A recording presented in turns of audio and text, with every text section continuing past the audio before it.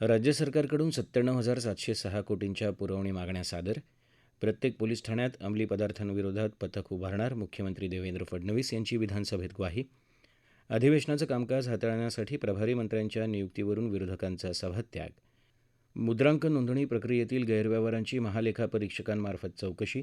महसूल मंत्री चंद्रशेखर बावनकुळे. राज्यातील 8 शहरांमध्ये सुसज्ज मराठी भाषा विकास केंद्र उभारणार. मराठी भाषा मंत्री उदय सामंत यांची घोषणा. ही होती या आठवड्यातली विधानसभेच्या कामकाजाची ठळक वैशिष्ट्य. राज्य विधिमंडळाच्या पावसाळी अधिवेशनाच्या कामकाजाला सोमवार दिनांक 22 जूनपासून सुरुवात झाली. प्रथेप्रमाणे पहिल्या दिवशी वंदे मातरम आणि जय जय महाराष्ट्र माझा या राज्यगीतानं विधानसभेचं कामकाज सुरू झालं.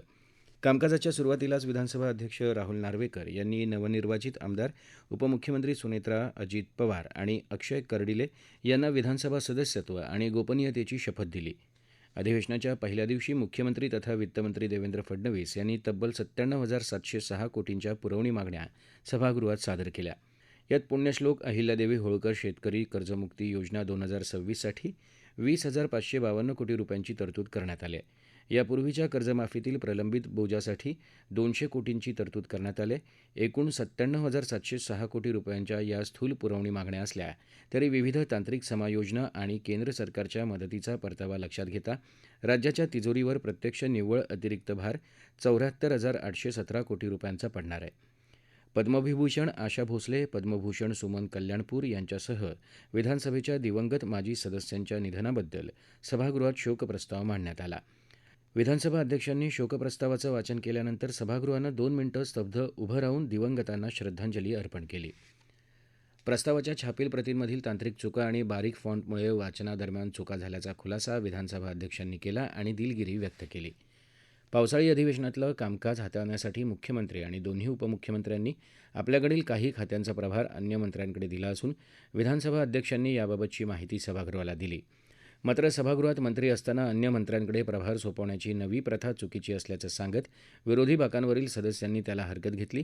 मात्र मागील काळातही अशी व्यवस्था करण्यात आली होती अशी आठवण विधानसभा अध्यक्षांनी करून दिली. त्यांच्या या स्पष्टीकरणानं विरोधकांचं समाधान झालं नाही आणि त्यांनी सभात्याग केला. अंमली पदार्थांच्या आव्हानाचा मुकाबला करण्यासाठी राज्यातल्या प्रत्येक पोलीस ठाण्यात अंमली पदार्थ विरोधी पथक उभारण्यात येणार असून ड्रग्ज विरोधी लढ्यात उत्कृष्ट कामगिरी करणाऱ्या अधिकाऱ्यांना विशेष वेतन आणि पसंतीची नियुक्ती दिली जाईल अशी घोषणा मुख्यमंत्री देवेंद्र फडणवीस यांनी यासंदर्भातल्या तारांकित प्रश्नाच्या उत्तरात केली. राज्य सरकारनं एकूण 15 विभागांचा एकत्रित टास्क फोर्स तयार केल्याचंही त्यांनी यावेळी सांगितलं. राज्यात समान नागरी कायद्याची अंमलबजावणी करण्यासाठी आणि त्या संदर्भातील कायदेशीर मसुदा तयार करण्यासाठी निवृत्त न्यायमूर्तींच्या अध्यक्षतेखाली एक उच्चस्तरीय समिती गठीत करण्यात आल्याची माहिती गृहराज्यमंत्री योगेश कदम यांनी सभागृहाला दिली.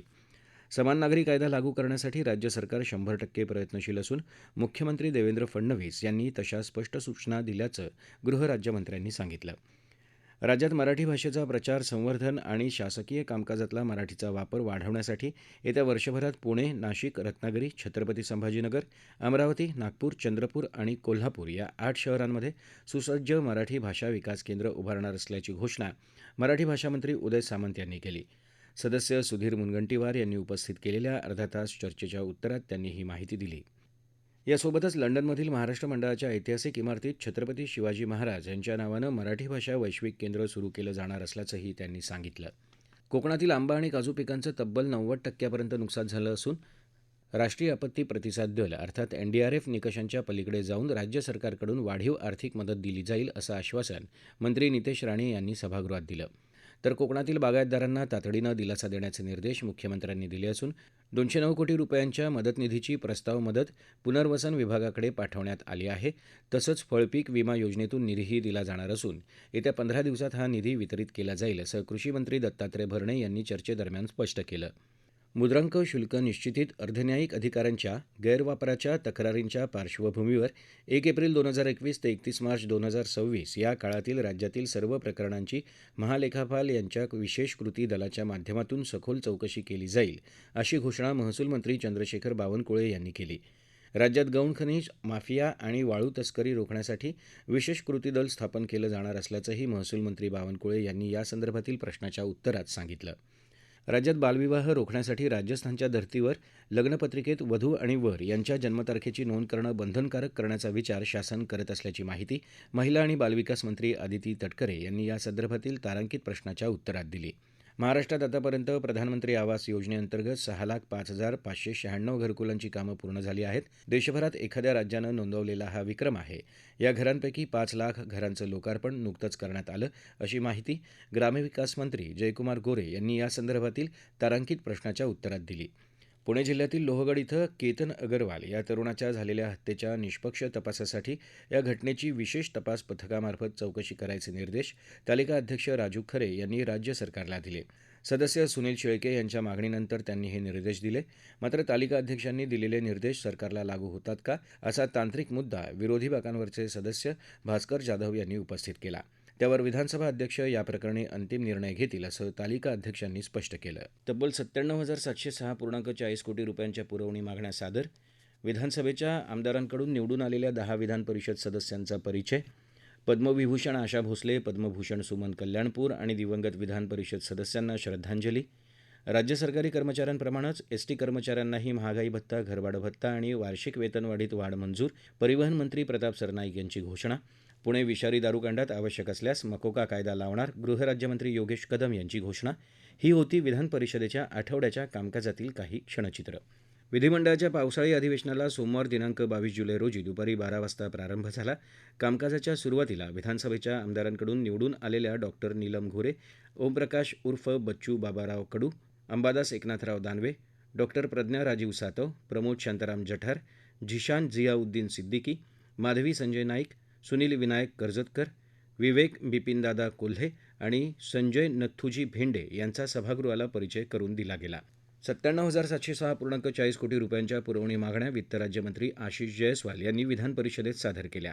सरकारनं नुकतीच घोषणा केलेल्या शेतकरी कर्जमाफीसाठी तब्बल 40,552 कोटी रुपयांची तरतूद करण्यात आली आहे.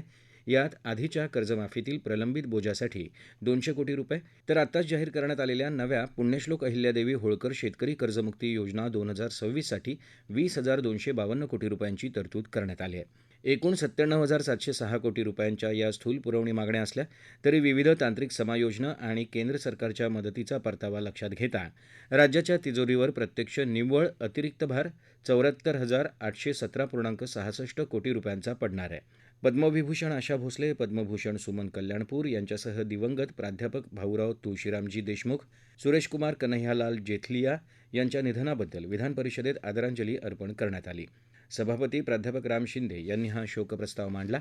महाराष्ट्र राज्य मार्ग परिवहन महामंडळाच्या सुमारे 86,000 कर्मचाऱ्यांना राज्य सरकारी कर्मचाऱ्यांप्रमाणेच महागाई भत्ता, घरभाडं भत्ता आणि वार्षिक वेतनवाढ मंजूर करण्यात आल्याची घोषणा परिवहन मंत्री तथा एसटी महामंडळाचे अध्यक्ष प्रताप सरनाईक यांनी केली.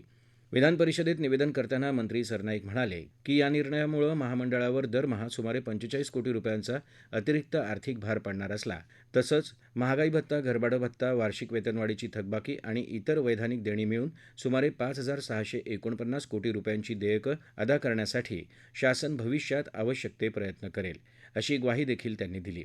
या निर्णयानंतर 29 जून रोजी प्रस्तावित धरणं आंदोलन मागे घेण्याचा निर्णय कर्मचाऱ्यांनी घेतल्याचं त्यांनी सांगितलं. स्थानिक प्राधिकारी मतदारसंघातून निवडून आलेल्या 16 सदस्यांना विधान परिषदेत सभापती प्राध्यापक राम शिंदे यांनी शपथ दिली. प्राजक्त तनपुरे, रवींद्र फाटक, अनिकेत तटकरे, दुष्यंत चतुर्वेदी, विक्रम काकडे, अरुण लखानी, बसवराज पाटील, प्रवीण पोटे, अमरनाथ राजूरकर, राजेंद्र राऊत, धैर्यशील कदम, गोकुळ गीते, डॉक्टर राजीव पोद्दार, अविनाश ब्राह्मणकर, नंदकिशोर महाजन, सुहास सिरसाट यांना यावेळी शपथ देण्यात आली. काही कॉर्पोरेट कंपन्यांमध्ये महिलांवरील छळाच्या घटनांबाबत विशिष्ट कार्यपद्धती दिसून येत आहे. त्यामुळे विद्यमान कायदे आणि नियमांचं पुनरावलोकन करण्याची गरज निर्माण झाली आहे. यासाठी विधानसभा आणि विधान परिषदेतील महिला सदस्यांची संयुक्त समिती स्थापन करण्यात येणार असून ती महिला सुरक्षेसंदर्भातील कायदे, नियम आणि घडलेल्या घटनांचा अभ्यास करून आवश्यक सुधारणा सुचवेल. राज्य शासन त्या शिफारसींची अंमलबजावणी करेल, अशी माहिती मुख्यमंत्री देवेंद्र फडणवीस यांनी विधान परिषदेत दिली.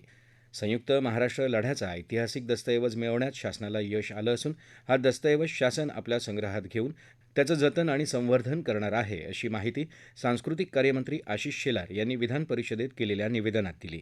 सांस्कृतिक कार्य विभागानं ज्येष्ठ पत्रकार कुमार कदम यांच्याकडे असलेला संयुक्त महाराष्ट्र चळवळीविषयीचा महत्त्वाच्या दस्तऐवजाचं शासनाच्या समितीमार्फत परीक्षण आणि मूल्यांकन करून हे सरकारनं आपल्या संग्रही घेण्याचा निर्णय केला आहे असं त्यांनी सांगितलं. तसंच अन्य कोणाकडे अशा प्रकारचे दस्तऐवज असतील तर ते सरकारला द्यावेत असं आवाहनही त्यांनी यावेळी केलं.